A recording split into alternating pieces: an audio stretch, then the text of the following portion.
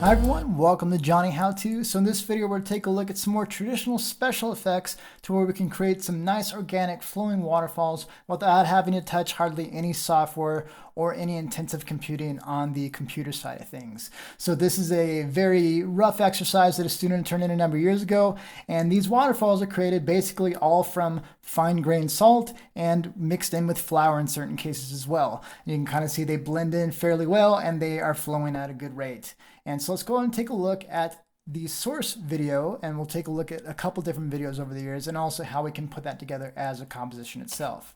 So first off, I'll go and just pull up some videos with some source footage, and one we have right here, and you can kind of see playing back at normal speed doesn't really look like that much. But if we look at the file itself and its properties and go to details, we can see that this was shot at basically 240 frames per second. I believe this was shot on an iPhone 7 or iPhone 8. Obviously, Android phones can capture at high frame rates as well now. So that's one video. Let's go and take a look at some other ones as well. And one of, I think, the nicer ones that we had is this one right here. And if I go and take a look at this one, I had made a sticky note ahead of time on the area of the shot that I thought looked pretty nice. So I'm going to go ahead and set that as my in and out point. So I'll set my timeline here to in and out, and I'll go ahead and type in my frame range here. So my frame range here. So it looks like 1170 is where I thought it looked good to start. And at the end is 1884. So 1884. And let's go ahead and play back that range. And again, this was shot at a high frame rate on an iPhone. And then when you play it back at 24 frames per second, in this case, which we have Nuke set up for, it plays back at a nice, basically slow speed. So as we're watching this, we'll go and take a look. And the kind of cool thing is you get this nice mist that comes up as well. And just as a heads up, so like I said, this is a mixture of flour and fine-grained salt. Sometimes that gives you some clumps from the flour, but when you just use the fine-grained salt, sometimes, unless you have a mass quantity of it, it looks a little bit too thin to pass for a large mass of water. So anyway, once that's playing back, you can kind of see that it looks pretty decent. We can definitely make it look better and pop a little bit more. And mainly, this is all poster board that we kind of framed around the area that we were dropping the salt and the flour, and we want to get that to complete black, so if we screen it over a new background, it's going to blend in really nicely.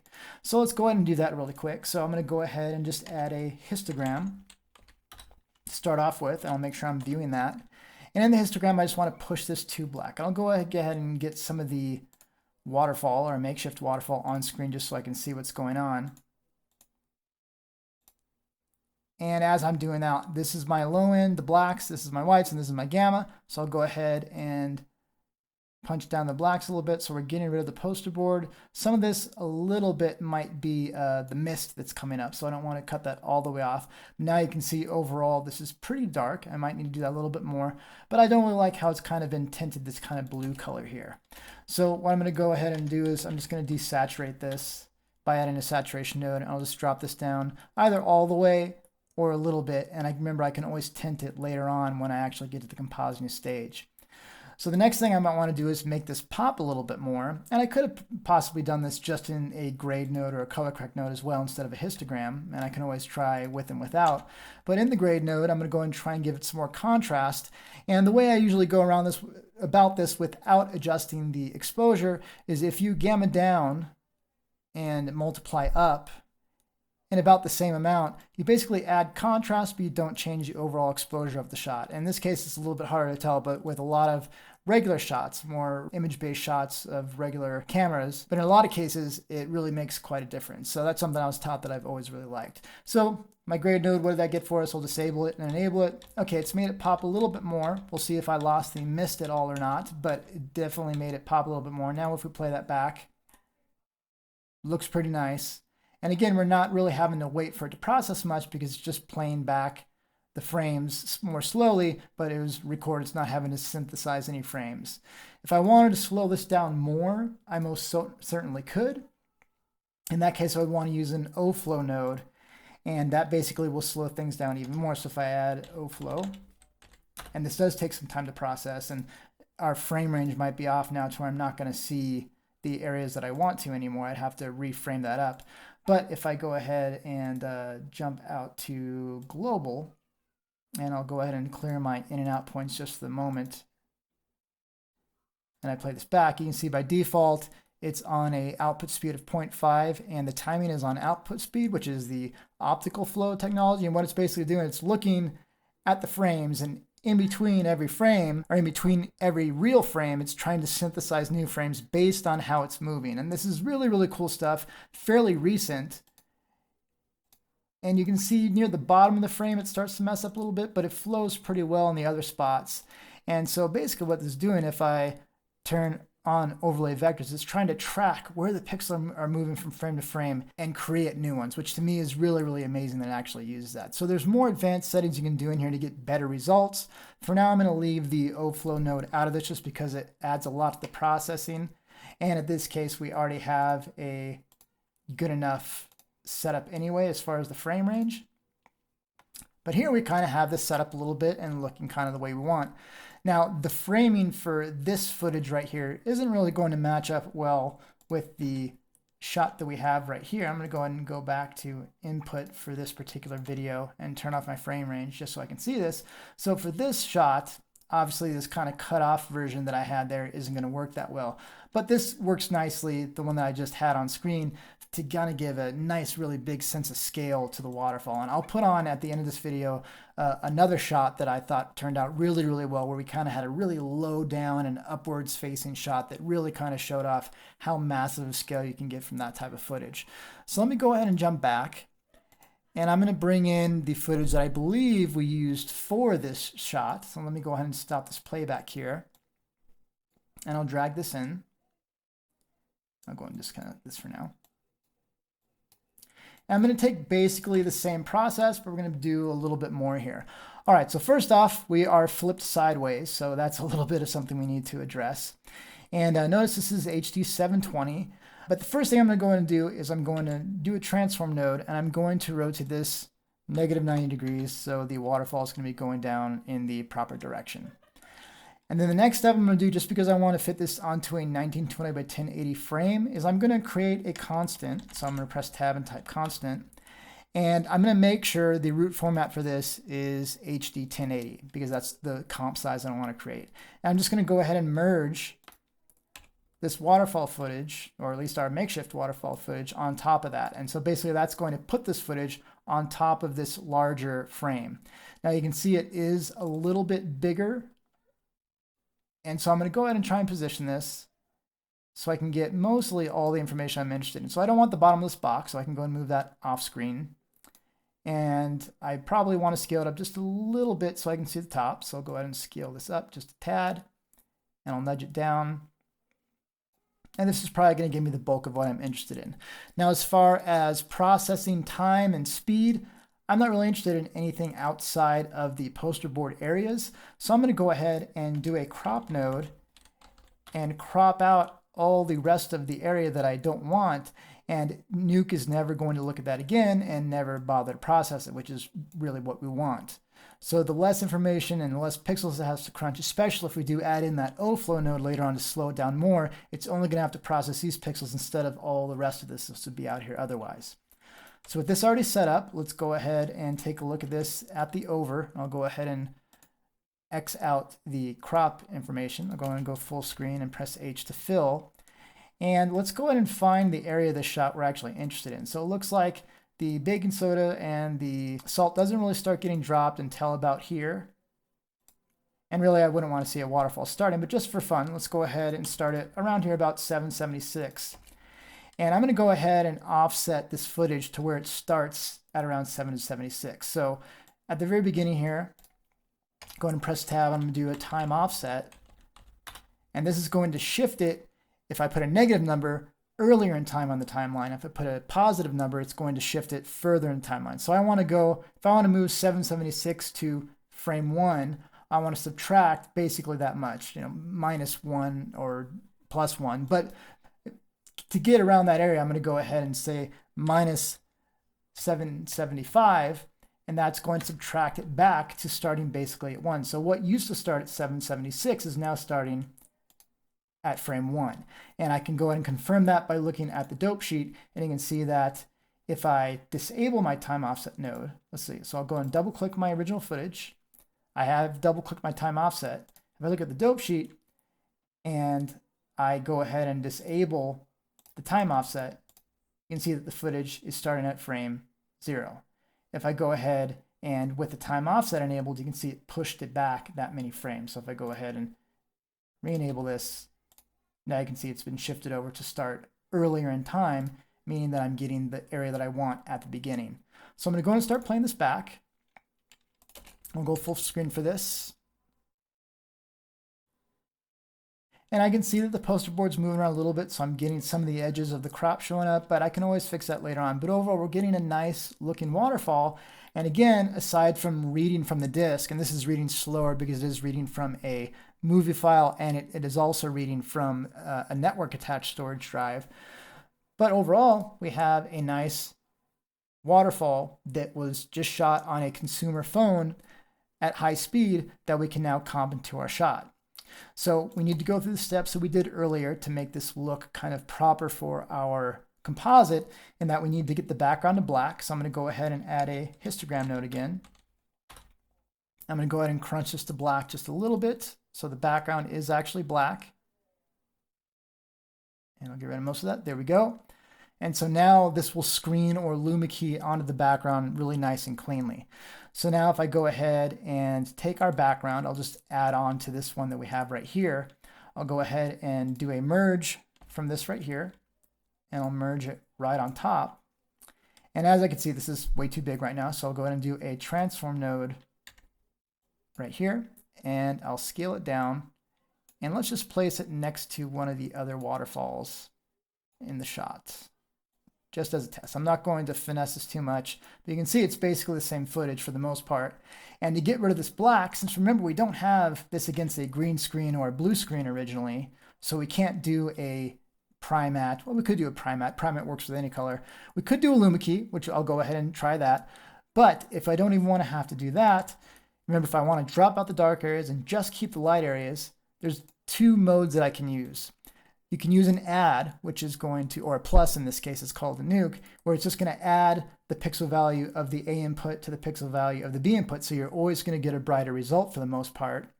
Or I can use a screen, which is more akin to is if you expose two film negatives together, literal film negatives, and expose light through them. So either one of those is going to give you a pretty decent result in this case because it was shot on black and it is black and white.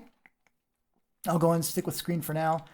And now if I go ahead and go full screen, I'll go ahead and X out my options here. H to fill, and then play this back. I'll just go 1 to 200. I'll do, let's see. Our waterfall's kind of getting to going around frame 100. We'll do 100 to 200. So I'll go ahead and re-enable my range, and I'll do 100 to 200. And as I play this back, we should see that we have a decent looking enough waterfall. Now you can notice that this waterfall that the student in comped in is moving at what I feel is probably a more appropriate rate. So even though this was shot at high speed, for how far back perceivably this waterfall is in this shot and in this scene, it probably should be moving even slower. So this would be a time that we probably would want to use O-flow to slow things down even more. But in this case, since the processing will take so long, I'll just say that's something we could do, but I won't do it for now. So just to finesse this just slightly, we have a razor sharp edge up here at the tip of the waterfall. And of course, it would be nice if it was coming out in an area like this. And actually, maybe we'll go and do that. Maybe we just nudge it over a little bit right here. So in my transform node right here, we'll go and just nudge this over and make it look like it's coming out of there. But that's a little bit of a razor sharp edge. Then also at the bottom, obviously for a waterfall, we're not gonna have a perfect cutoff like this. And we would also probably imagine it's going to be behind the trees, or at least the mist will start to disappear behind the trees.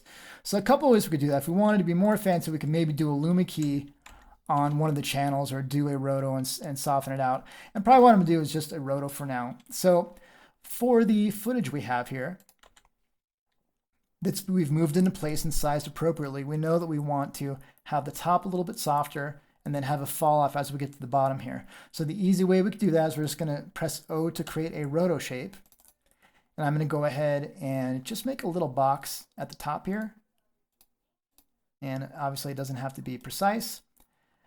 And I'm going to say I only want to keep, this is after the transform when I've sized it, I'm going to add an out node, and I want to keep A outside of B. So anything outside of the shape is going to be kept, but anything inside of it is going to be left out. And again, we have a razor sharp edge, but if I go ahead and then add a blur node, so select the rotor node, just press B for blur, and blur just the alpha channel, and just blur it a couple pixels. Now it's a little bit softer of a transition, so we kind of get that feeling that it might be coming over an edge, and it's a little bit less jarring of a transition. Of course, you would want to view this at 100% to actually make sure what it looks like at 100%, so I might want to blur that even more. So let me see, so I'll go ahead and zoom into 100%, and maybe I want to blur that a little bit more just to have it a little bit softer.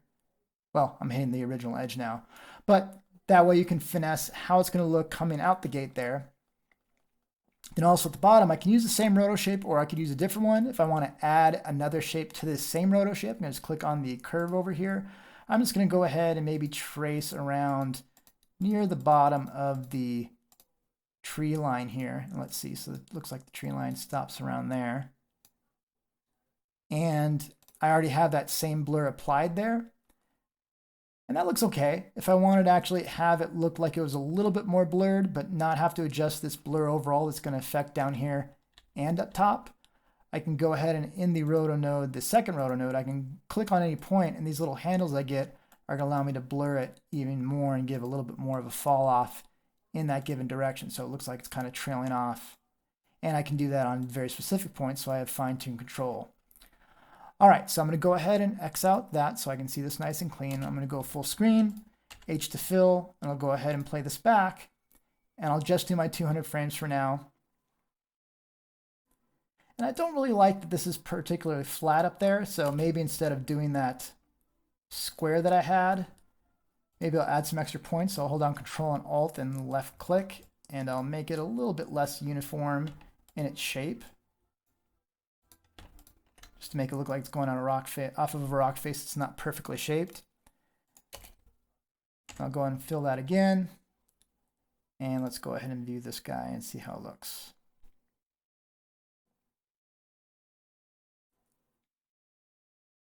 Okay, so I don't think that looks too shabby. Again, it's moving too fast. I would want to slow that down with O-flow or some other retiming method. All right, so make this look a little bit better, a little bit thicker. There's two different ways we can approach this. And one way is I can just duplicate this waterfall and add a new version of it onto it. Now, since we're using no-base composite, this is really nice because I don't have to duplicate the layer and do all these things that I would have to in maybe After Effects. All I need to do is branch off a new version of this footage. So right now I have this version that's located right here, right, that I've located here. I'm going to go ahead and grab this guy right here. I'm going to merge it on top of this version right here. And in fact, you know, just to keep everything flowing downward, I'm going to maybe go ahead and move my transform over here. I'll have my background over here. And if I want to make the dots, I'll go and hold down Control so I can create these dots and just keep everything flowing from background to foreground to keep everything nice and kind of uniform and a little bit more organized. All right, so here we have our one version of the waterfall. This is a completely different existing instance of the waterfall that I'm feeding on top of here. And if I go ahead and set this one to screen as well, or plus, now you can see it's kind of doubled up. But if I go ahead and nudge it over a slight bit with my transform, so I'll double click on my transform, I'll hold down Control or Command, and then left click and drag to relocate its center point or its anchor point. I can just nudge this over a little bit. It's going to make it a little bit thicker, but it looks like you can tell where the pixels have been doubled up. So to make this a little bit more seamless, I'm going to do a time offset like we did up top to tell it where we wanted it to start at frame 1. Instead of starting at frame 1, I'm going to tell it to start or end a little bit earlier. So if I offset it, say 50 frames or 100 frames, it's going to start and push it back to start a little bit later. In this case, I might go minus 100 frames. So it's going to start 100 frames even earlier than what we had here. So if I go ahead and view the result here, I'll go and set this to screen. Here's my result right now, just a single And here's my result with the second version that's been offsetted. So it doesn't look like it's replicating anymore, but it has a little bit more thickness to it. Now I would need to reapply my roto shape, or better yet, I could probably adjust everything before I put it on the background. So really my order is actually probably a little bit off right here. So I want to set up my waterfalls before I put it on the background, if that makes sense. So this is my first instance of the waterfall. This is my second instance of the waterfall. I'll go ahead and cut them both out with the same roto shape, and it'd probably help if I name these, which I might do in a second, just for clarity's sake, and especially if you're watching this so it'll make sense. So I'll say this is my, let me double click on this guy. I'll go to the node tab, and for label, I'll call this waterfall cutoff. So we have our waterfall base right here. So I'll call this base position. And I'll call this one, since this is my second instance, I'll call this waterfall fill. So should have named these as I was going along. You can see I kind of confused myself a little bit there. So taking those extra few seconds to name the nodes is probably a very good idea, especially if as your node tree starts getting more and more complicated. It just makes things a lot easier. All right, and so now I can go ahead and view this and take a look at it, and it's a little bit more filled out than it would have been just with a single one. So here's my final result. Go in H to fill, play this back. And you know what, to make this a little bit quicker, I'm just going to use my region of interest and just render this small part with the waterfall. So I'm not rendering all the pixels out here. Play this back, and hopefully we'll render a little bit more quickly.